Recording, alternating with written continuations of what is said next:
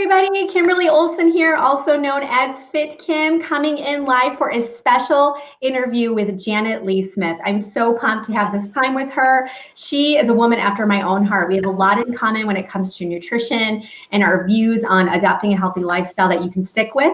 And I know a lot of you have been trying to find something that will work for you. So it's my hopes in sharing this time with her that she can offer a little insight, a little inspiration, and hopefully help you to have some more tools to be able to make it happen in your own kitchen. So welcome, Janet. We're so glad to have you on. Thank you so much. Yes. It's so great to be with you. Good. I'm so jazzed about this. So what I always like to do, for those that are watching, let me know if you've ever seen Janet before. Just put new if you haven't, so she can connect with you and say hello. Like I said, we have our values are aligned. So if you've been following me and you like how I teach, you're going to love Janet as well. But I'd love to know, when it comes to your health journey, where are you guys at? So that'll help her to kind of know. So are you at the beginning stages? Are you like just learning about eating healthy? Like you grew up with eating, beans and rice and, meat and potatoes, and you're like, oh my gosh, it's a whole new world. Or are you in the medium category of that, kind of the intermediate? So are you feeling like you're starting to understand it, but you're having a hard time sticking with it? That's where I think most of you are, is my guess. And then advanced, where you're like, nope, got it down, just kind of open to listening to what she has to say. So if you guys can share that, I'd love to see what you guys put there. Okay, so Janet, why don't you share a little bit about your background as far as who you are, what you got going on, and a little bit about what got you into nutrition? Yes. So I'm married. We are in just a couple of weeks about to celebrate our 20th anniversary, which Congratulations. I'm so excited about. Thank you. It's a big deal. I don't feel that old, but sometimes I feel you don't look like it. Thank you. And I have one child. I have a 12-year-old daughter, and that's so much fun. So we were in the Army for 8 years in the first part of our marriage. So I was an Army wife. And that was amazing. We made some great friends, had some fun. My husband was deployed, so we had a lot of life experiences. And then he decided he wanted to be a pastor, and so he left the Army to go to seminary. Oh. Yeah, and so he was hoping to go back in the Army, but that didn't work out. So we became missionaries instead. So we lived overseas for 6 years. And we built a nonprofit organization over there with help from lots of other great people. And about a year and a half ago, we decided to move back here to the U.S. And since then, so we've kind of done a lot of things together. And since then, since we got back to the U.S., I've started different businesses. I've become a real estate agent. I've enjoyed just trying to see kind of what I can do individually. Have a passion for nutrition, obviously. I'll go into that story in a minute, but that's kind of my background. So that's amazing. Okay, so where overseas did you live? We lived in South Africa. That's so incredible. So your daughter, like half of her life then? Yes, more than half of her life. Oh my gosh, that gives me chills. Yeah, she sounds different. She can sound different. She has a different accent when she talks to people from that country. They speak English. They speak all kinds of languages, but when they speak English, they have a real thick, different accent, and she picked that up in school. So she spent her entire childhood going to school in South Africa. So she feels sort of like a foreigner here in the U.S., but she is an American, so she knows that she also has that. So she kind of has tried to find her fit, where she feels comfortable, and she's super outgoing, so she's done great. But yeah, it's fun because she didn't know how to even count American currency when we moved here, and she was 10, and it was so weird, like taking her to the store and not being able to count money. You're like, here's a credit card or a debit card. Right. Just swipe it. So we figure this out. Yeah, right. But she knew all about currency around the world. She didn't know how to use US dollars, so it was kind of funny.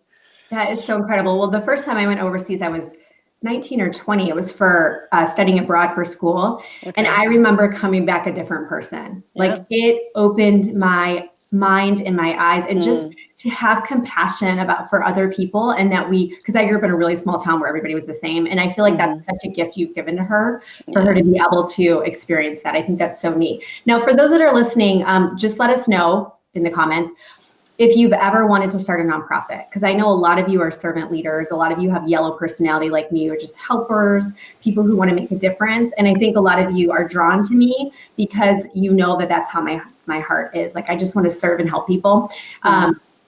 you can connect with Janet about that too, because to actually like think of it as one thing, but to actually make it happen is another. Can you tell us a little bit about your nonprofit? Yes, it's called East Mountain. We actually have a website. We're working on improving it. What is the website? I'll write it on here. eastmountain.tv. Okay. And it's a leadership development sort of program. We hate calling it a program, but it's a society of people who have decided to live a certain life, live a certain way, and to have community and authentic relationship. And in that process, we bring people in to disciple them, nurture them, teach them, love them, and develop their leadership skills. And when I say we, my husband does most of that. He's a leadership guru. And I'm the supportive network, but I love being a part of anything that I can do that's involved. And right now we've expanded from South Africa into Thailand and Scotland. So my husband's very busy right now. No So, kidding. Do you think yeah. he'll make it over in the US too? Well, we live in Greenville, South Carolina, so we actually have started a community here, Okay. and we meet every couple of weeks, and we're praying together to try to figure out kind of what that would look like here. My husband has Mhm. lots of ideas, but we want to, be faithful in serving the Lord in the Right. way that He sees fit, and come alongside of things that are already going on to kind of support people who are doing great things in leadership with the church or with local nonprofits. So we're kind of still in the networking phase and, prayerfully seeking God's will and, That's which way to go. amazing. So, Well, that's yeah. awesome. Well, you know me, I love leadership stuff. So Yeah. if he ever wants to do anything, let me know, like, on here, because our girls, my people, the people on that follow me are just big hearts. So that's really cool. So obviously we're talking Yeah. about nutrition today, but I do Yep. like to know, like, all of you know what I mean? And it's the whole person that makes who you are. So when it comes to nutrition, because you are a nutritionist, right? Okay. So I thought, which is so cool. So when it comes to nutrition, what first got you into wanting to be able to be a nutritionist? Like, did you think like you grew up and you're like, oh, I really want to help people, or was there a means to an end? Did you stumble upon it? Tell us a little bit about that. Yeah, I definitely stumbled upon it. I have a great story. Actually, I didn't grow up like really having nutrition as a priority in my family. And when I met my husband and we started dating, it's funny, I tried to cook for him and he was so gracious and it was terrible. I didn't know anything about cooking. Uh, and he stayed after eating my terrible food. Amazing. But when we got engaged, his mom decided that she wanted to take care of her son well. And she's an amazing cook, and she's such an amazing, gracious woman who's taught me a lot in my life. And when we were engaged, since she knew it was permanent, she wanted to kind of, do the right Mentor you. thing and rest, right, steer me in the right direction, right. And so she signed both of us up for a cooking class. And it was just a basic cooking class that had little components of nutrition in there. And I was game because I was getting married and thought, okay, this is something new that I've never learned before. Well, when I was in that class, they were talking about the idea of eating in a healthy way or kind of using alternative options to cook as opposed to fat, bad fats or like, grease or whatever that I grew Yeah. up with and frying foods and things like that. And I was intrigued.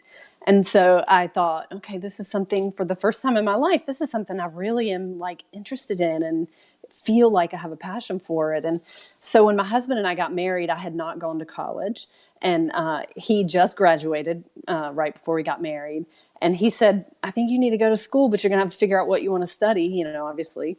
And I knew right away, like I went to this nutrition class and it was amazing. I want to study nutrition. And so that's what I did. And it worked out really well. God put that passion in my heart. And I married a man who has struggled with his weight his entire life. And he went into the Imagine army. that. Imagine that. And he went into the army and they have such strict standards. And he was always the guy who was working out twice as hard just to maintain the weight standard. And so I spent the first, our whole marriage, but I spent those first few years like counting all of his calories and making his meals. And he wouldn't eat anything I didn't give him. And I was just, trying to keep him where he was comfortable and felt like he was healthy and fit and he could work out and he didn't have to worry about his weight. And so, as I continued to do that, I continued going to school. I got an associate's degree in dietetics, and I transferred and continued and did more. I didn't get my bachelor's degree, but I have enough credits for a master's degree. But we were in the Army, so I, moved around and all that. But I just love nutrition and just the idea of staying healthy and eating well and getting vitamins from your food and, fueling your body in the right way, and watched my husband, who struggled with that, find a way to not have to worry about it. It was a gift to him, and it was really fun for me. So that's how I stumbled into nutrition, and I continue to, love it, and, different aspects now, and have evolved a lot over time. And I have a daughter now, and I work hard with her. And anyway, so yeah, that's how I got started. Wow, that's awesome. And tell him thank you for his service. Thanks. Sure. I didn't say that before, and I think that's really important. That's amazing. And you're right there in the trenches, so we should thank you too.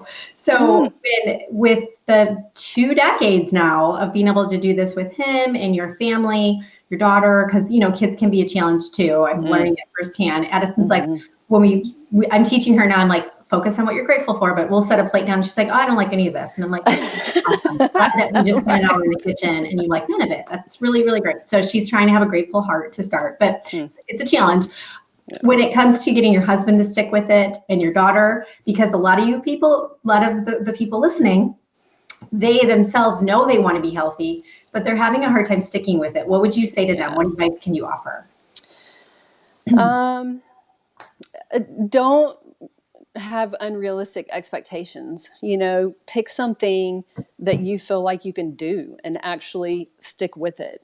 If you have kids, I've noticed there's a lot of people who actually try to practice healthy eating, but they don't involve their children. They kind of feed their children chicken nuggets and like spaghetti and stuff. And it breaks my heart, because like kids will do what you do, and the things that you pick and the things that you provide, they can also love them too. And they can do it without even thinking about it. So I would say pick one small thing. And when you've conquered that, pick another small thing. And then when you've conquered that, keep going and do it slowly. That's so good. Now, what do you do when there's some obstacles though, like vacations or holidays? We have Memorial Day this weekend. Like, what do you do to keep everybody on track? Or what have you seen maybe with clients or your husband? What has helped you? Because that's the thing I'll see with people is they'll do pretty good. And then something will happen. There'll always be a story like, oh, we went on vacation and I ate, gluten for 5 days. Now I feel horrible. Like what advice can you offer? Because we have a holiday coming up. So good time. Right. That's true. Anything can be okay in moderation. I think you should give yourself leeway, because you want to feel like you can celebrate, and you don't want to be the odd person out sitting in the corner saying, I'm not eating anything. And then people start asking you why. Pick something that you make parameters, say, okay, I'm going to have one dessert today, and just have one dessert. Don't go overboard. I think when we totally it needs to be a lifestyle, right? Not like a diet, because diets are easy to break and then you get discouraged. But if it's a lifestyle where you've made a choice to pick one thing and you stick with it, and you're a good example for your children, then they follow suit. So if you go on, for Memorial Day, if you're going out to have fun, try to make deliberate decisions. Don't get the hamburger and the French fries, get the hamburger and the salad. And don't eat dessert that meal. And then the next day, eat the dessert if you want to, but eat very small portions of it so that you don't feel like you've overdone it. Yeah, that's what I'm saying. It's not, because I think sometimes people think nutritionists eat like wheatgrass and hummus all day. No, I don't. I don't.